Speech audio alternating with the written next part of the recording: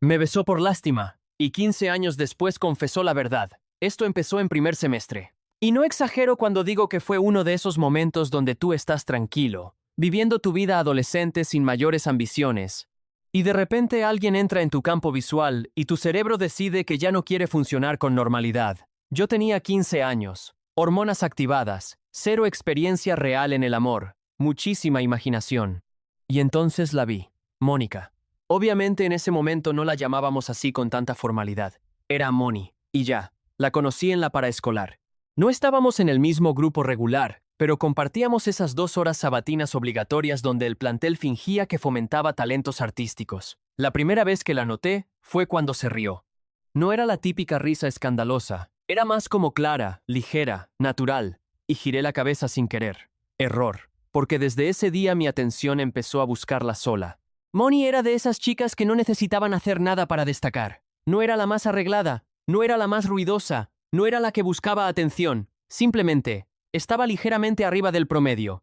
Lo suficiente para que más de medio plantel hiciera su luchita, y yo claramente me sumé al club. Al principio todo fue desde lejos. Comentarios casuales, miradas cruzadas. Saludos rápidos cuando coincidíamos en el patio. Yo me convencía de que era algo ligero. Spoiler, no lo era. Llegó quinto semestre, el glorioso momento en que los grupos se reorganizan por materias específicas. Y ahí pasó lo que en mi mente adolescente solo podía interpretarse como señal divina. Moni y yo quedamos en el mismo grupo de exactas. Yo me enteré viendo la lista pegada en la pared. Literalmente pasé el dedo nombre por nombre hasta encontrar el suyo, y luego el mío en la misma hoja. Sentí una emoción ridícula. Porque pasar de verla 2 horas los sábados a verla todos los días era un salto estratégico enorme. Y sí, nos empezamos a acercar. Primero fue lo básico. ¿Ya hiciste la tarea? ¿Entendiste el ejercicio 4? ¿Te tocó el profe estricto el semestre pasado? Luego empezó a escalar, pláticas más largas, comentarios personales, chismes del plantel, risas compartidas. Y un día, sin que hubiera una planeación consciente, terminamos desayunando solos en la cafetería. Y ese día marcó el inicio de mi ilusión formal. 3 veces por semana mínimo, a veces más. Yo llegaba temprano casualmente y ocupaba una mesa estratégica. Ella aparecía con su mochila cargada de colores pastel y se sentaba frente a mí. Desayunábamos cosas sencillas, torta de jamón, jugo de naranja aguado, galletas que sabían a cartón, pero en mi cabeza eso era cine romántico independiente. Hablábamos de su casa, de su mamá estricta pero buena onda, de su papá trabajador, de sus planes de estudiar algo grande en la universidad. Yo escuchaba como si estuviera memorizando datos para una futura biografía. Y lo más peligroso, ella parecía cómoda. Ese es el error clásico. Cuando alguien está cómodo contigo, tú empiezas a imaginar que eso significa algo más. Pero comodidad no siempre es interés romántico. En ese momento yo no lo sabía. Cada viernes salíamos 2 horas antes que Andrea, su mejor amiga inseparable. Esas 2 horas eran territorio exclusivo. Y yo, caballeroso adolescente en proceso, me ofrecía a acompañarla a su casa. No era tan lejos, unas 10 cuadras, pero suficientes para conversación. Esos trayectos se volvieron ritual. Caminábamos lento, hablábamos de tonterías, a veces compartíamos audífonos. Y yo empezaba a notar algo que alimentaba mi ilusión. Ella no rechazaba mi compañía, no buscaba excusas para irse sola, no me trataba como simple compañero, pero tampoco cruzaba ninguna línea. Y yo, en lugar de analizar eso con objetividad, decidí hacer lo más adolescente posible, convertir la historia en misión. Aquí entra el contexto. Moni no era ajena a su efecto. Había mínimo 3 tipos que claramente estaban detrás de ella. Uno le llevaba dulces, otro le hacía tareas, otro le escribía poemas cuestionables. Yo veía eso y pensaba, si no hago algo grande, voy a quedar en la categoría de amigo útil. Y yo no quería ser el amigo útil, quería ser el protagonista. Así que decidí hacer algo que en ese momento me pareció brillante. Organizar una declaración formal, con escena incluida, con símbolo incluido, con música incluida. Porque si vas a arriesgar el corazón a los 17 años, mínimo hazlo con espectáculo. El plan maestro, según yo, elegí un viernes. Día estratégico. Salíamos temprano. La llevé al centro porque tenía antojo de helado. La invité a la michoacana. Chocolate con galleta, su favorito. Ese detalle lo sabía porque llevaba meses escuchando. Después la llevé al parque unas cuadras arriba. Bancas viejas, árboles altos, ambiente medio romántico, si uno lo mira con suficiente imaginación. y ahí saqué de mi mochila una gerbera amarilla. Su flor favorita. No era cara, pero era simbólica. En ese momento vi en su cara que algo cambió. Se dio cuenta de que esa tarde no era casual, y ahí empezó a ponerse seria. Yo respiré profundo y solté la bomba. Le dije que me gustaba, que me había empezado a gustar desde primer semestre, que esos desayunos no eran casuales para mí. No fue discurso perfecto, fue sincero, nervioso, honesto. Ella se quedó callada, y ese silencio fue eterno. Pero yo todavía no había terminado mi acto dramático, porque aún faltaba la guitarra. Si yo pudiera volver en el tiempo y ver esa escena desde afuera, seguramente diría, este muchacho está a punto de vivir desarrollo de personaje forzado. Pero en ese momento yo me sentía el protagonista absoluto de una historia épica. Ahí estábamos, sentados en la banca del parque. Ella con su helado ya casi terminado, la gerbera amarilla en la mano, yo sudando aunque no hacía calor. Le acababa de confesar que me gustaba. Y sí, ella estaba pensativa. No incómoda, pero sí procesando. Yo había ensayado ese momento mentalmente como 15 veces. Había imaginado 1000 respuestas. Que me dijera que sí, que me dijera que no, que me abrazara, que llorara. Yo era dramático, perdón, pero nunca imaginé lo que realmente iba a pasar. Porque yo todavía tenía un as bajo la manga. Le dije, oye, ¿me acompañas al otro lado del parque? Ella frunció un poquito el ceño, como dudando si eso ya se estaba poniendo raro. ¿Para qué? Confía en mí. Cuando uno dice confía en mí a los 17 años, siempre es una apuesta arriesgada. Cruzamos el parque. Del otro lado había una pequeña zona con restaurantes de mariscos. Nada elegante, pero siempre había movimiento. Y lo más importante, siempre había trovadores ambulantes. Yo ya tenía fichado a uno. No sabía su nombre. Solo sabía que aparecía casi todos los viernes por la tarde con su guitarra gastada y su actitud de «he visto a más adolescentes declararse que clientes pagar la cuenta completa». Y ahí estaba. Mi corazón empezó a latir tan fuerte que pensé que Moni lo iba a escuchar. Me acerqué al trovador como si estuviera negociando un contrato millonario.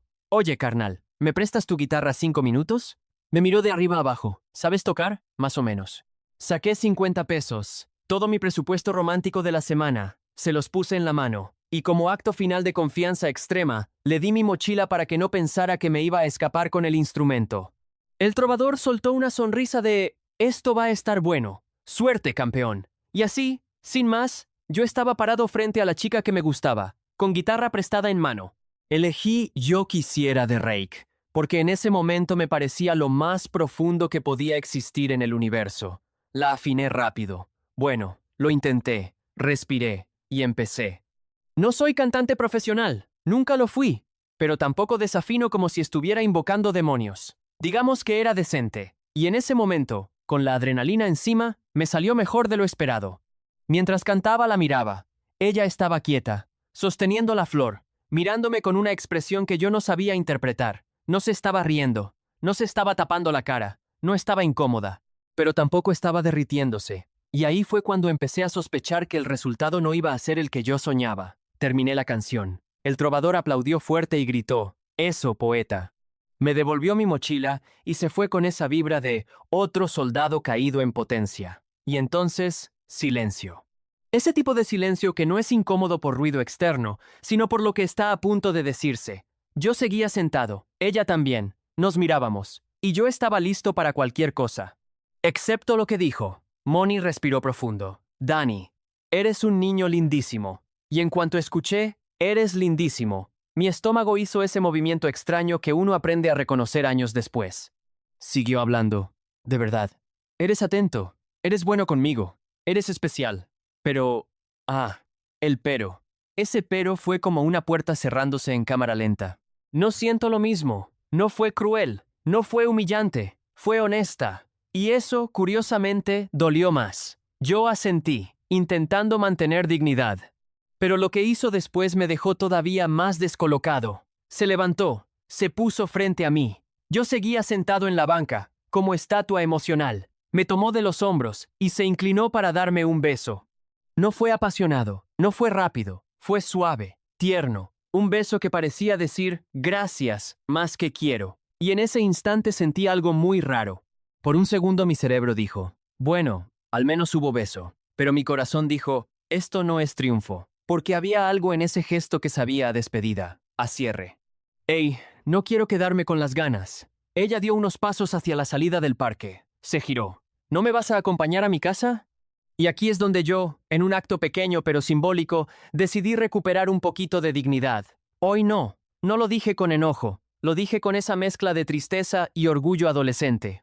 Ella asintió y se fue caminando sola. Yo me quedé sentado unos minutos más, mirando la gerbera amarilla ahora en su mano, alejándose, y ahí, oficialmente, viví mi primer gran desamor. Esa noche no lloré. No soy de llorar fácil. Pero sí sentí algo que solo se puede describir como vacío raro. El lunes en la escuela todo fue extraño, no incómodo, pero diferente. Seguíamos hablando, seguíamos saludándonos, pero ya no había esa tensión bonita de algo puede pasar. Ahora había claridad.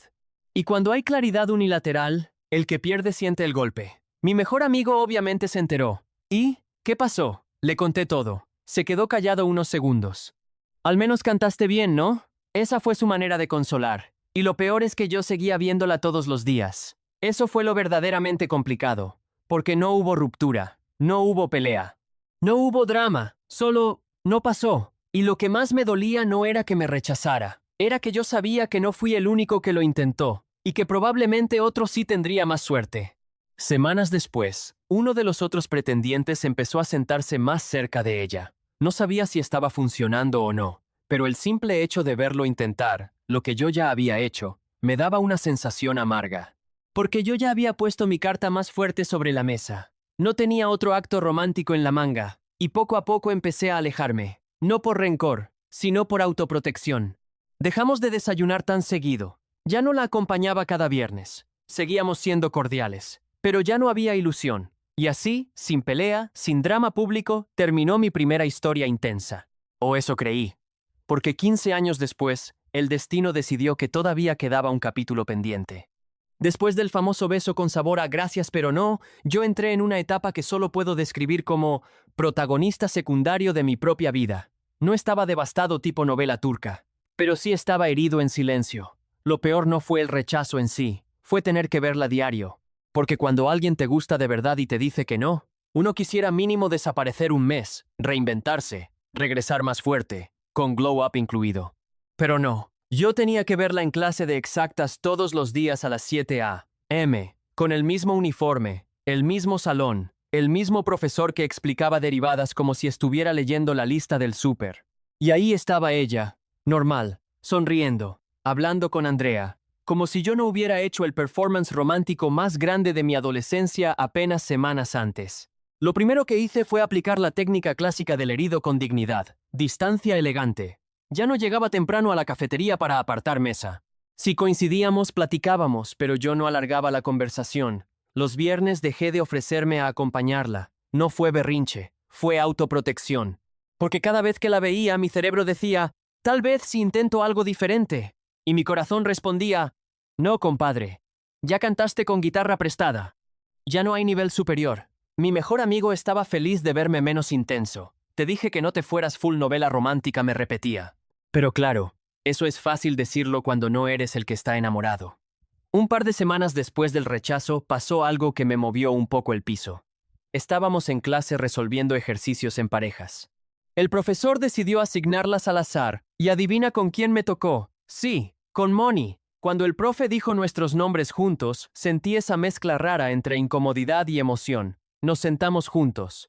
Al principio fue todo técnico. ¿Te salió el resultado? No, creo que te equivocaste aquí. Pero después, en un momento de silencio, ella me miró y dijo, oye, espero que no estés raro conmigo. Esa frase me desarmó un poco.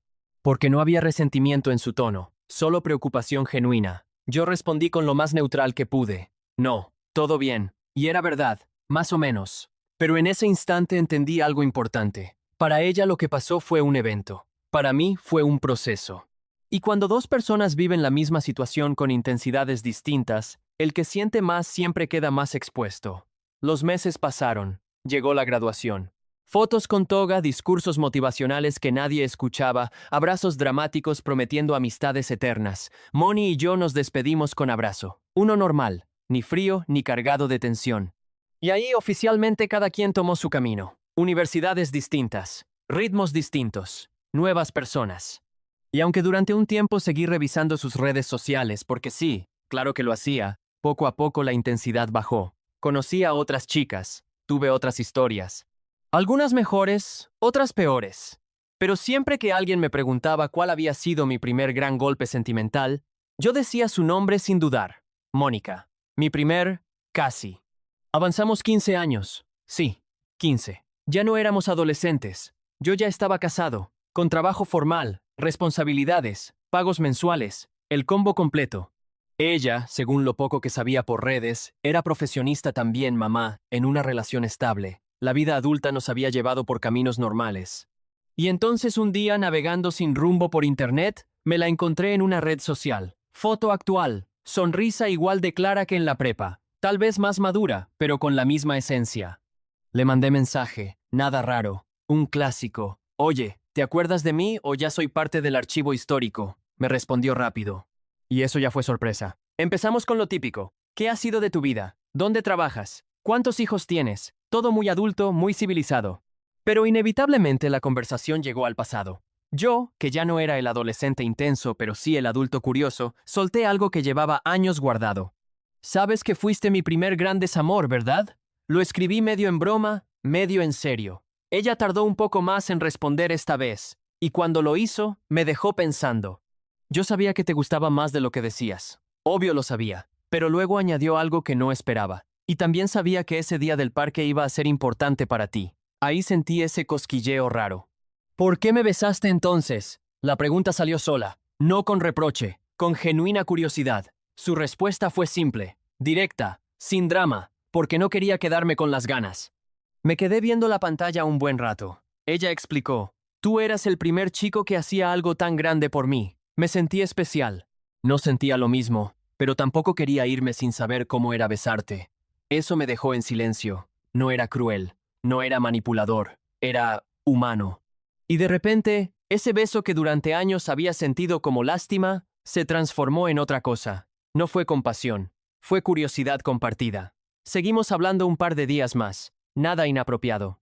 Nada peligroso. Solo dos adultos reconociendo que alguna vez fueron adolescentes intensos. No hubo coqueteo, no hubo insinuaciones, solo honestidad tardía, y algo dentro de mí se acomodó.